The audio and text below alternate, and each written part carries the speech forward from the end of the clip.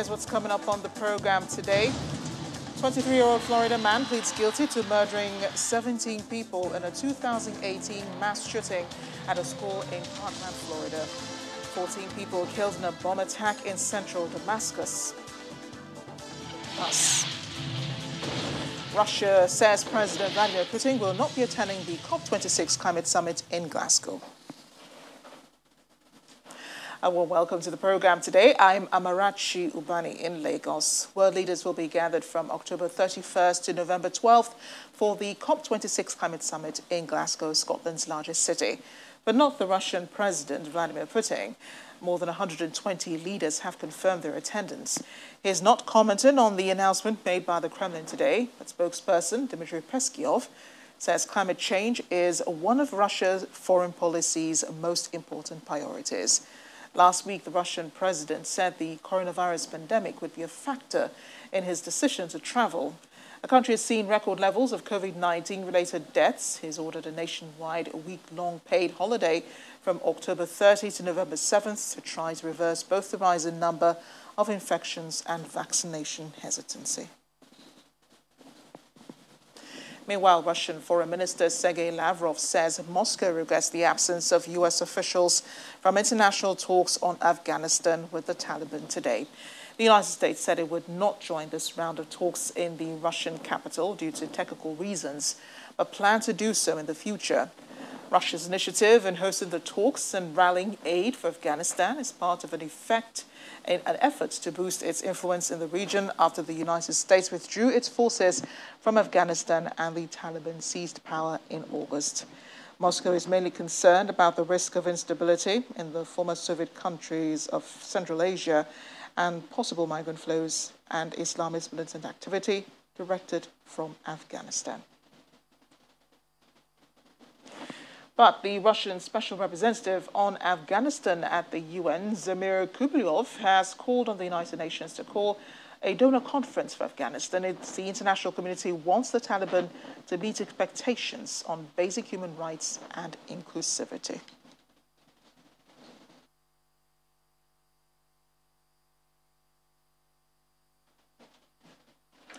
Now, at least 14 people have been killed, 2 others injured in a bomb attack on an army bus in Damascus today. It's the Syrian capital. The bus exploded when passing the President Bridge in central Damascus. A bomb squad soon arrived after the explosion and defused a 3rd device installed on the bus. Military personnel evacuated the crowd and closed off the road. After the explosion, Assistant Foreign and Expatriates Minister of Syria, Ayman Susan, said the attack was an expression of the terrorists' despair over the failure of their plots in Syria.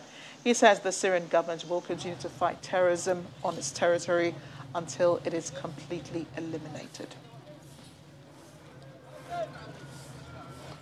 In another development, Human Rights Watch says dozens of Syrian refugees who fled the country to escape persecution have suffered abuse at the hands of authorities or pro-government militia after returning home.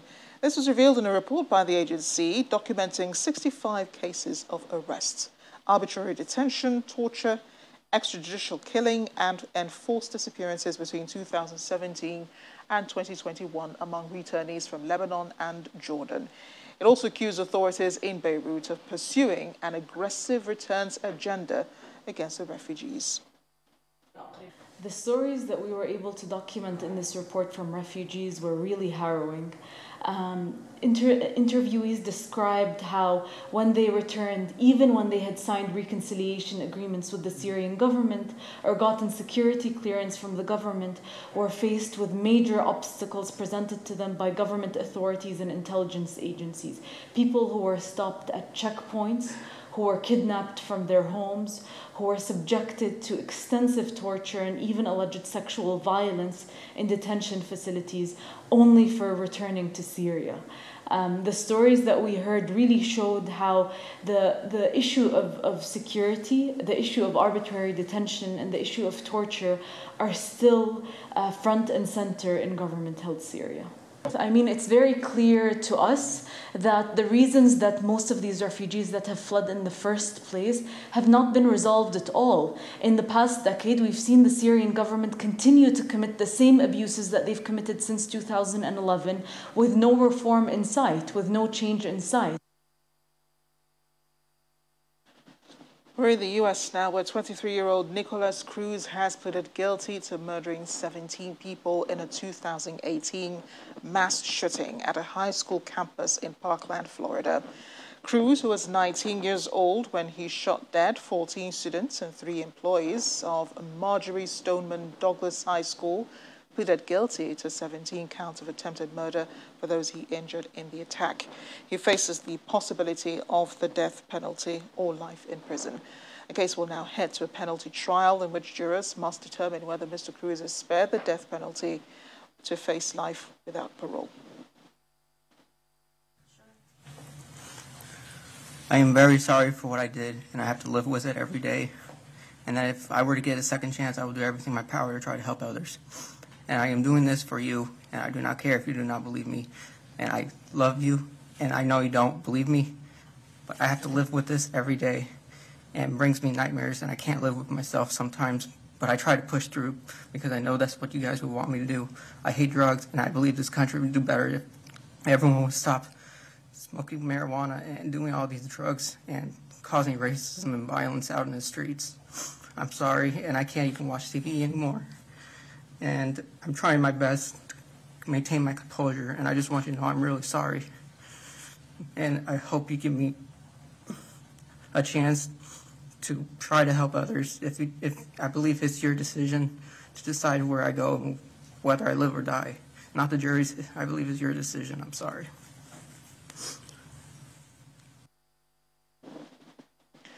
Our correspondent in Washington, Maria Bird, joins us now. Maria, I mean, if you're listening to Nikolas, he sounds very remorseful. He sounds like he's come to terms with what has happened.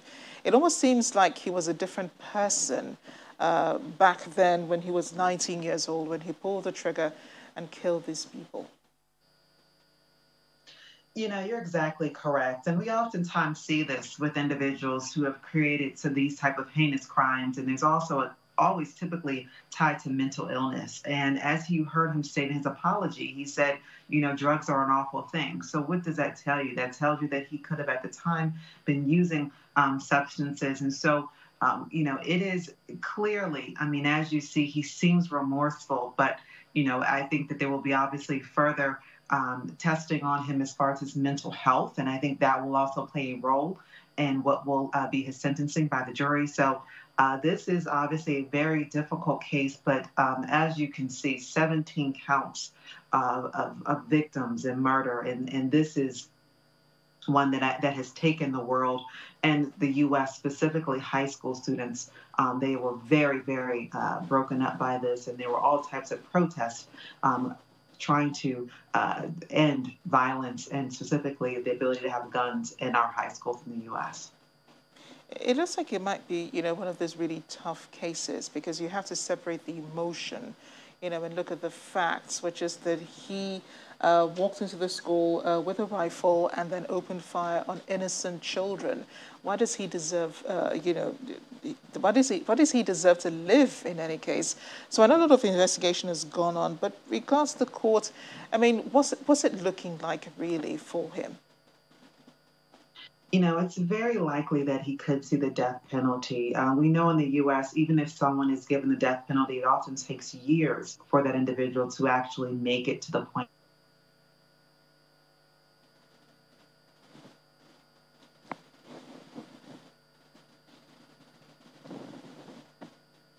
We do seem to be having technical issues with Maria's feed there.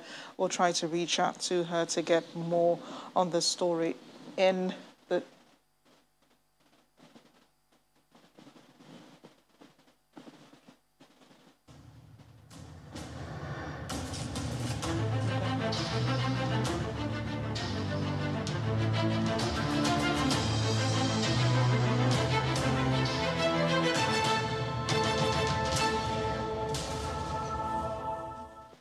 I do apologize. We'll try to reach Maria again to get more on that story. But here in Nigeria, EndSARS protesters today stormed the Lekki toll gate, venue of last year's widespread protest against police brutality, to hold a memorial session a year after the incident at the plaza.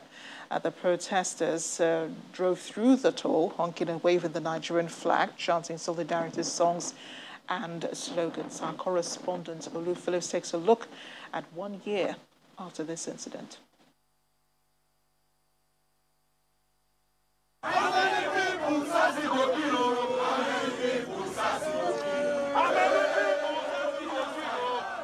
It started with a 72-hour sit-tight by some youth protesters at the House of Assembly Drive in Alausa in Ikeja, some meters away from the state governor's office.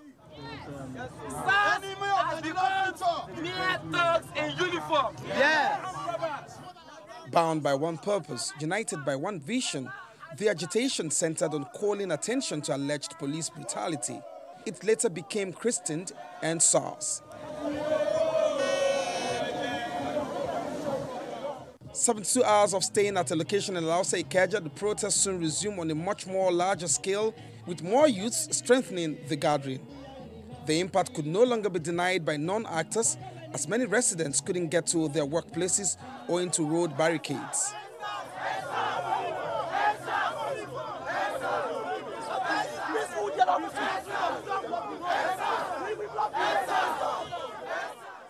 The protest then reproduced itself in another location, the Highbrow area of Lagos, the Lekki-Ekpe Expressway, pitching their tents at its strategic tangent, the Lekki Toll Plaza.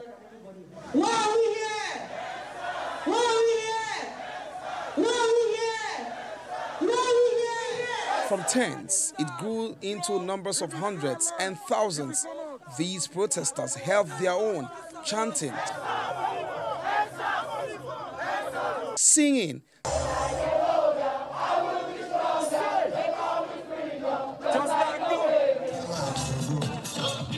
dancing, but bent on getting their demands met. Those demands later crystallized to what became the 545 demand.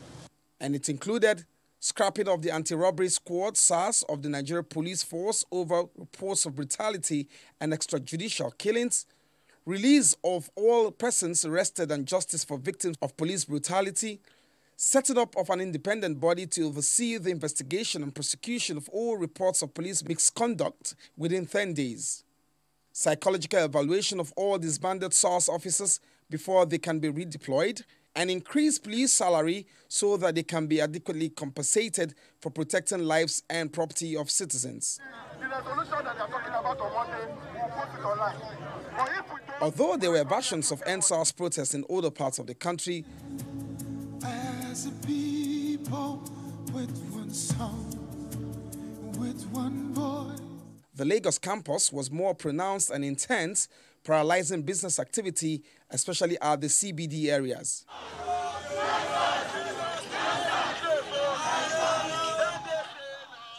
Meanwhile, amidst the episode, the federal government paid attention and took actions regarding some of their demands, which included the setting up of a presidential panel on the reform of the Special Anti-Robbery Squad SARS, the dissolution of the Special Anti-Robbery Squad SARS by the Inspector General of Police, Mohammed Adamu, and the proposal to set up an independent investigation panel to look into the violations of human rights by the defunct SARS and other segments of the Nigerian police.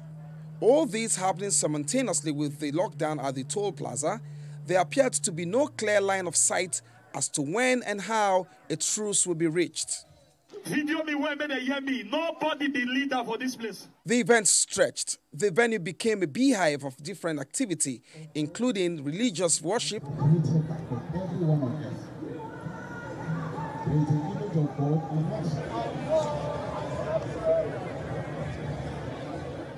all up until the 20th day of October 2020, and the aftermaths witnessed in different scales.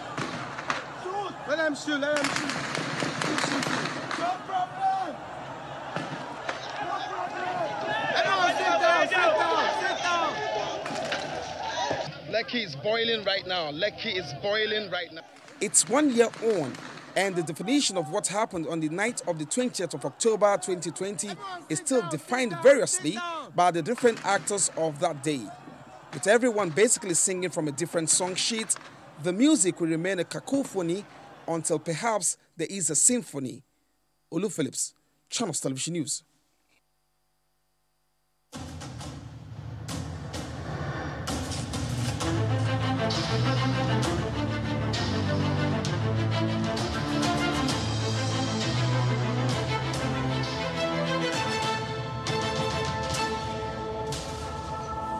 We have more stories coming up on the world today after the break, including this one. She's 7 feet 7 inches tall, and she's got something to say. I'm talking about the world's tallest woman. Stay with us.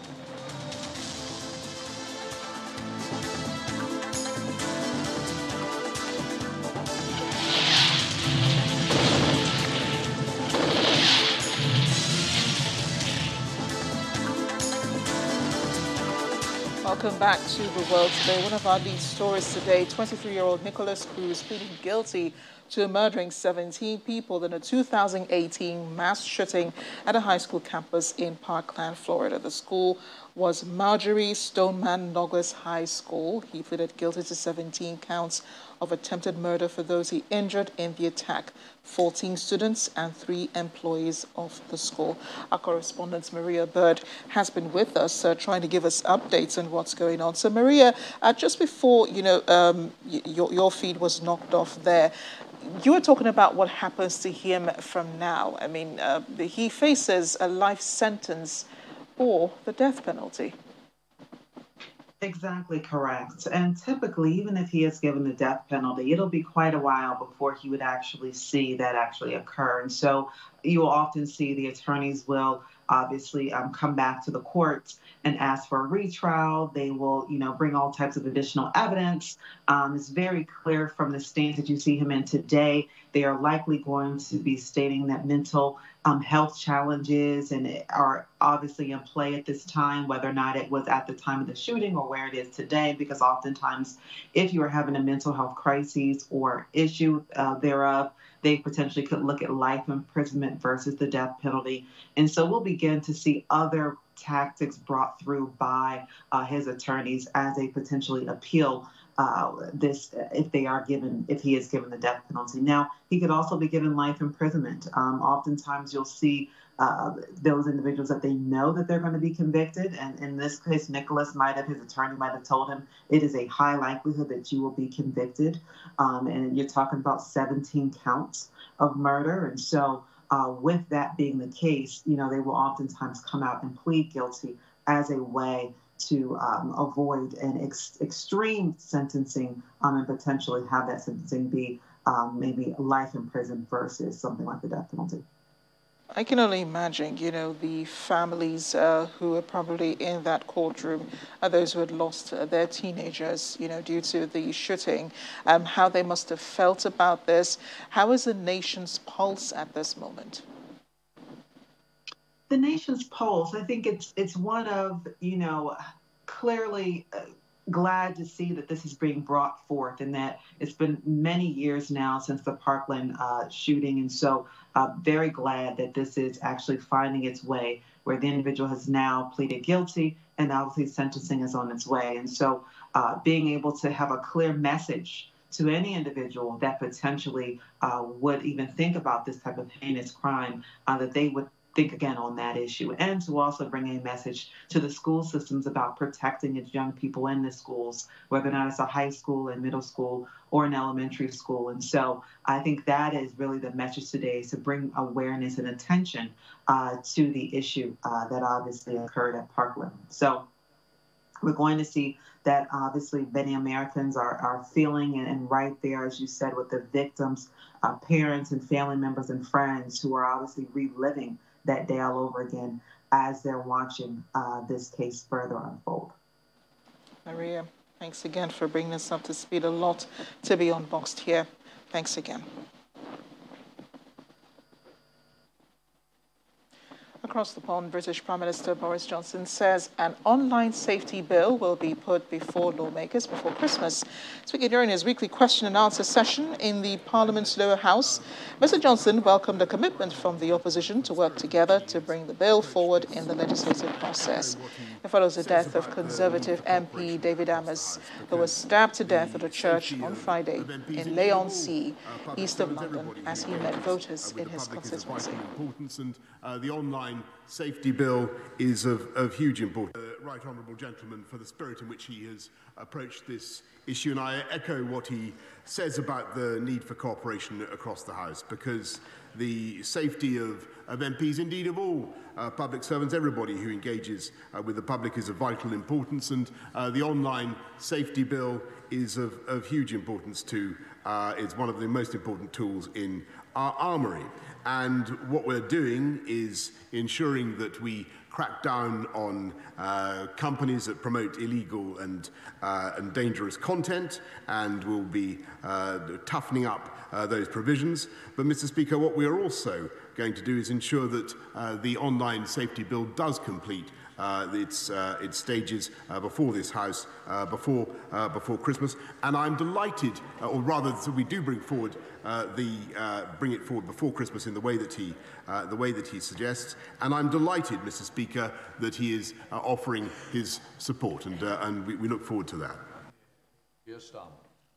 From the British lawmakers to the European lawmakers, we're calling for an ambitious outcome at the upcoming climate summit, COP26. There have been commitments made and comments from international leaders on the need to work together to enable and encourage countries affected by climate change to protect, restore ecosystems. The summit is scheduled to begin October 31st in Glasgow, Scotland. Of all the different countries in the world. Today, we are adopting our negotiation mandate with a clear message to the world.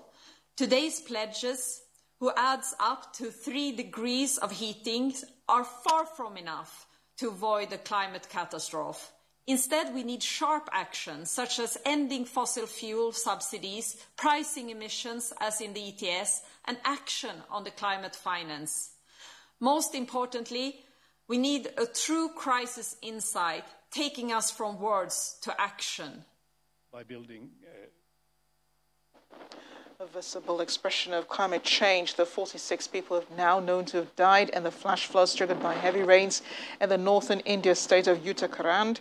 Experts say the Himalayan state, a popular tourist spot, has seen the effects of both climate change and rampant construction. Floods have also ravaged the southern state of Kerala, where at least 26 people have died in recent days. According to data from India's weather department, both states have recorded excessive rainfall this year.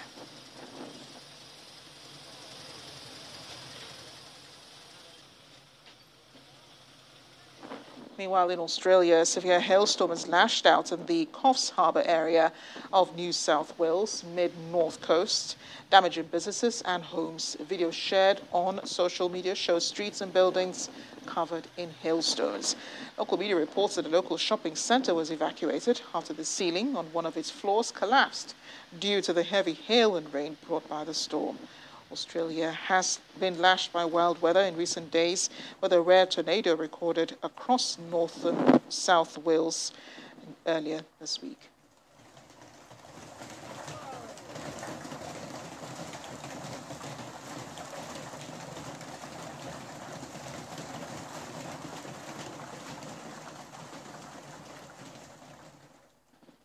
As we end the show today, let's meet the world's tallest woman, standing at 7 feet, probably 7 inches as well. Rümeysa Gelki is a Turkish citizen who's been named as the tallest woman living by Guinness World Records. Ms. Gelki was born with Weaver syndrome, a rare condition that causes rapid growth among other abnormalities. She's hoping to raise awareness about rare diseases. She uses a wheelchair most of the time, but she can move, but just for short periods using a walker.